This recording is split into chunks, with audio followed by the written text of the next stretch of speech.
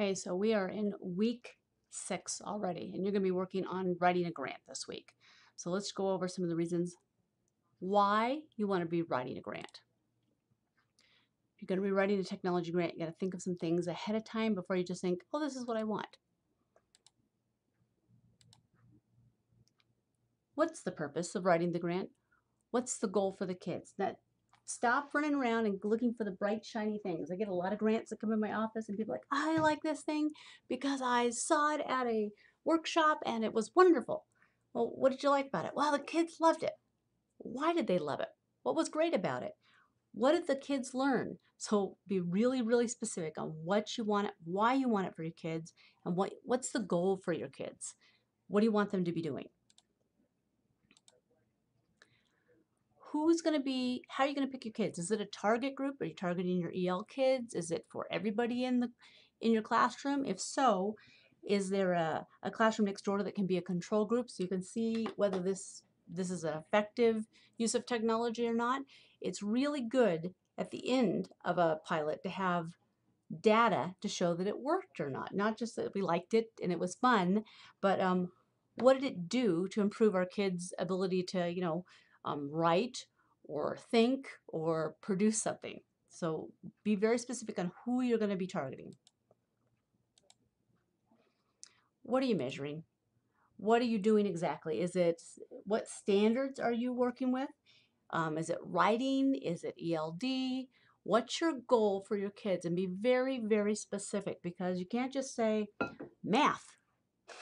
That's not enough. Are you looking for problem solving in math? Are you looking for writing in math? Are you just looking for fluency in math? Because I can do fluency with index cards. What exactly are you looking for with this program or this software?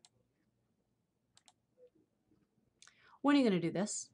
So when you add something to your schedule, what are you taking out? Because you only have so much time in the day, and right now you're not sitting around twiddling your thumbs. I'm just sure of it.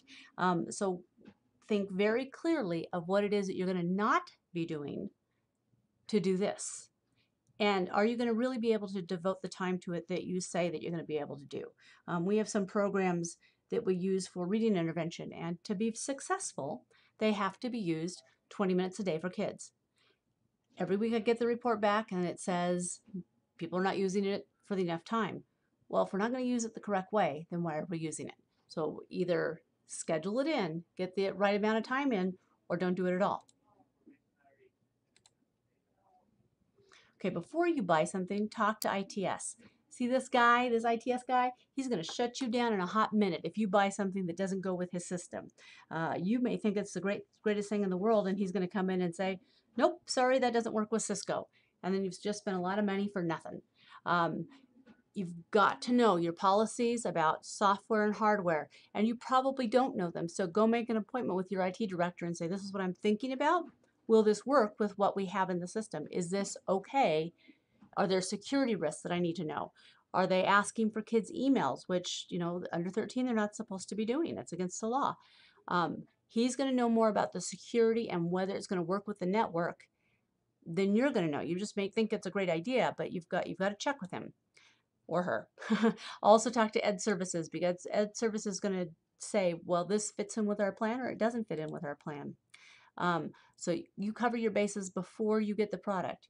You also want to know, what is your policy, your district's policy on grant material. So in our district, if you get technology that's, let's say Donors Choose or whatever, and you get that material donated to you, it now becomes the material of the school district. It doesn't belong to you. So be very clear on what your district policy is, because you don't want to get this stuff and then be really mad when somebody says, okay, now it belongs to the district, which is usually the policy. But make sure you know it before you get too far into it. How much is it going to cost? And I'm not just talking about the first initial cost. What's the cost for training? What's the cost for replacement? If something breaks and somebody has to come out and fix something for you, what's that cost? Is this a one-time fee or is it an annual fee? And if you're going to continue on this and you got the money up front from this grant, who's going to continue to pay for it? So be very, very clear in your budget on how you're going to pay for it and what exactly is costing you money. along with that training. Don't ever buy anything without including training with it, because that's the biggest mistake people make. They're like, we're going to buy smart boards for everybody. And they buy smart boards and no one knows how to use them. And then they're mad at the teachers because no one's using them appropriately. And they're like, teachers aren't even using these things. They never planned to train them. They never took the time. They never gave them the support. They never had a training plan in place.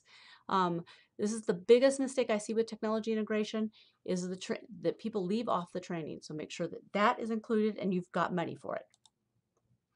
And then how are you going to assess it? How do you know that it was successful? So what are the kids creating or accomplishing? Are you looking at test scores? Are you looking at student writing samples? What are you looking at to make sure that kids are making gains? Because it's really nice to have technology, but if it's not helping them academically or socially, or whatever your goal is, then it really isn't worth our time. We've really got to make sure, we only have so much time with kids, we make sure we use our time very effectively. All right, so that's what you're working on. You've got a couple of different templates that you can use. One of them is for OCQ, I see, and if you live in that area, you might want to submit that and get some money for a grant, or donors choose. You're working as a team on this. You've got 2 weeks, but I suggest you don't take 2 weeks. I suggest you get going on it right away. And if you have any questions, you give me a call.